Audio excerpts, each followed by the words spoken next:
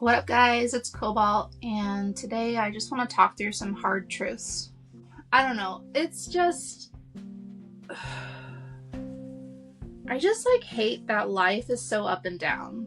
I really want to be just a flatliner. Not in terms of death, but I just want some chillness. And I feel like my mental health has been really up and really down.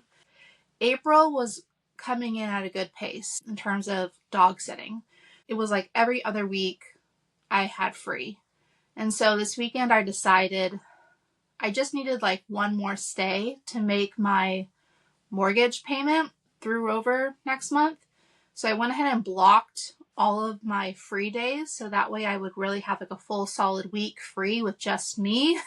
Could recalibrate. Ideally want to work toward part-time doggos, full-time reselling. The hard truth, though, is both of these income streams are also up and down, much like life. So I had every other week booked, and then my final stay that I was looking for ended up coming through from a repeat client. Guess who it is?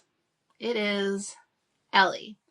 So Ellie's going to get me to my goal. And the hard truth is that even though I don't really want to sit her again because of her breaking up my sleep schedule, I need the money. Another hard truth.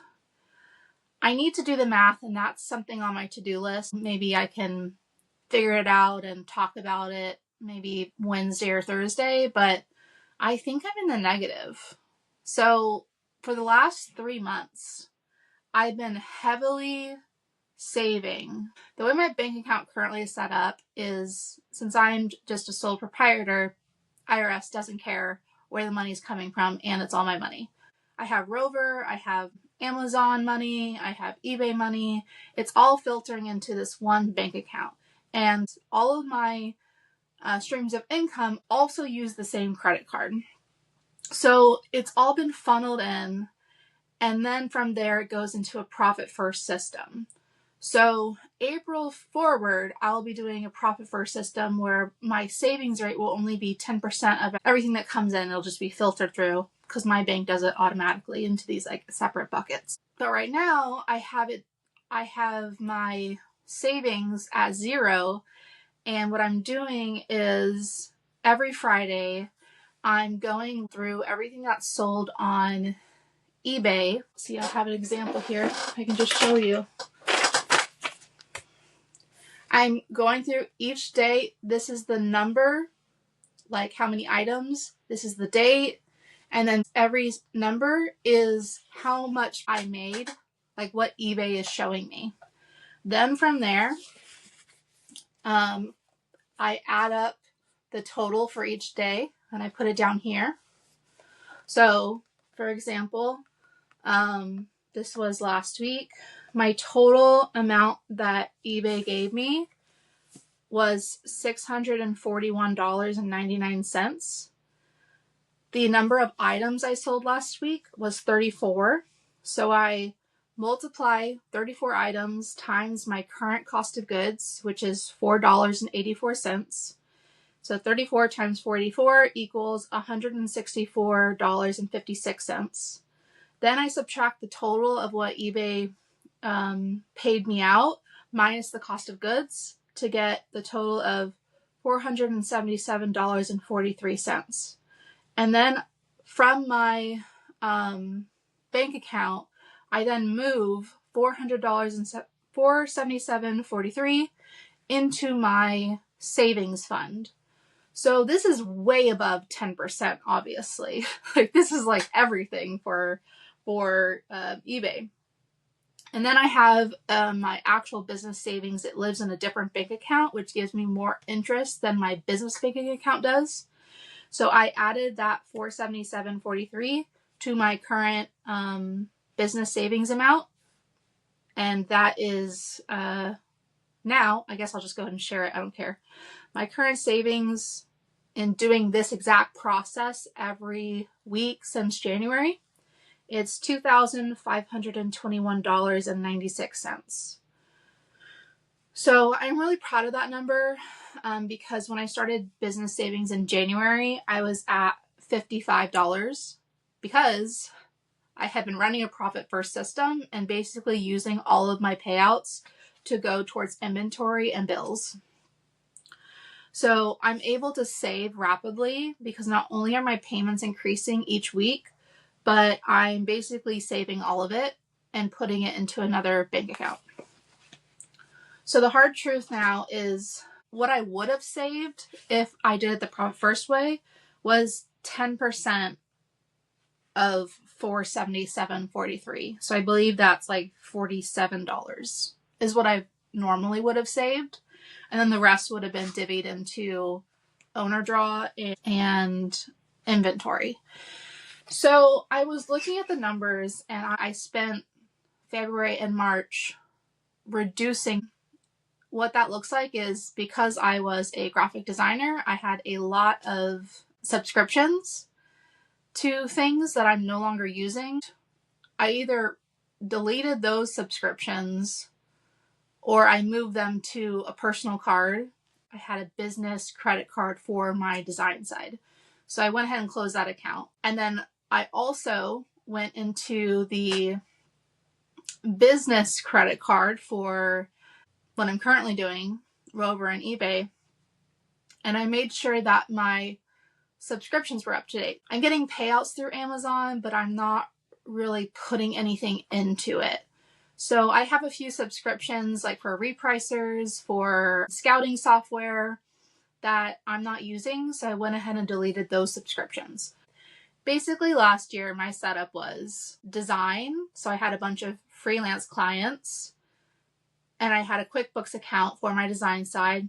Design side had its own bank account, its own credit card. It was a separate entity and it was also an LLC. So I kind of operated it in a different way. When I talked to QuickBooks about having these different income streams and them not really relating to each other, they were like, in order to get a Schedule C for each, you have to have your own QuickBooks subscription. And like the basic one is like $34-ish from memory. So then I ended up getting a different QuickBooks subscription for my book side because I was doing media. So that was Amazon and eBay.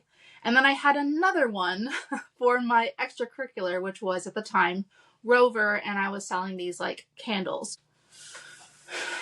Well, I closed the design side, so therefore I could close one QuickBooks account, close the bank account, close the credit card. I also decided to stop investing time into candles. It had its own website. I had like a printing service I was paying for. I had like Etsy store I was paying for. And all of those I had to kind of just like untangle and delete from my life. So cut that down as well. So no longer investing in Amazon, cut those subscriptions. So now I'm down to Rover and eBay. I'm proud of myself for cutting out all the extra crap because not only was my business bleeding money, but these were all energy that I was sending out that was draining me. Now I can focus on what I really want to do. And I don't have all this extra energy getting taken up by managing all of these different accounts. Because remember, they're all different businesses. They all have their own email address too. I was like really strict about them all being separate. So it was just like a lot to manage. And back to QuickBooks, I think they upsold me. I don't have to send invoices. I don't need that. I just need like expense tracking, which at this point I could probably do by hand, but I don't really know how taxes work and I just want it to be as easy as possible. I reduced myself down to just the basic account, which is like $15 a month. And I was paying like, it was like $120 a month for all of these different accounts. So, I have massively reduced my expenditures. Is that the right word? I'm going to look it up. I don't know if that's the right word in this context, but it sounds good. I've reduced what I'm doing. I've reduced the spread. And I'm not spread as thin. So even though I've done all of that, I need to run the numbers on my living expenses and my business expenses, because my gut is telling me that I'm still in the negative by like probably $500. And this is colored by my reality of saving way more than 10% for my business savings, because that essentially is not putting eBay in my personal pocket. Like my payouts after sending the profit over, you know, with Rover coming in and Amazon, it was like $200 maybe a week that I was paying myself. And that's not enough to cover my living expenses. So anyways, it's just, it's just hairy. I'm just going and hoping for the best while also knowing that I don't have enough saved at the end of the month to cover my credit card, which I then pay out of my savings. And the savings is only going to last so long, right? So I need to just sort through all of this crap and figure out where I'm at. Because if I am at a deficit, I need to plug the hole, right? So that's probably going to mean either I switch on Rover to only accepting 2-dog families, because that'll double what I'm making, or I pick up some, that data entry job that I really hate, that I have been avoiding. They're still emailing me regularly being like, when you were working with us, you were a wonderful performer and you have unlimited tasks you can do. And I tried doing it maybe a week ago, but they have so many tests you have to do before you can start the work that it was just so exhausting. I might need to rip off that bandaid and do some data entry work so that I'm not in the red. So yeah, the hard truth is, while I have the flexibility that I want and I'm working towards the schedule that I want, I don't think I'm there yet. I don't think I'm making enough through eBay to cover everything. I think I'm probably in the red. Or maybe I'm breaking even and just not saving anything. That feels dicey because I'm a natural saver and I like to prepare for the future. So something's not working and I have to figure it out. And that's an important part of business that I think a lot of people avoid, is knowing where their money is going. So I'm going to rip off the Band-Aid, guys. I'm going to figure it out. And I'm going to find out how many hours of data entry work I have to do to get ahead. Pray for me. I'm not even religious.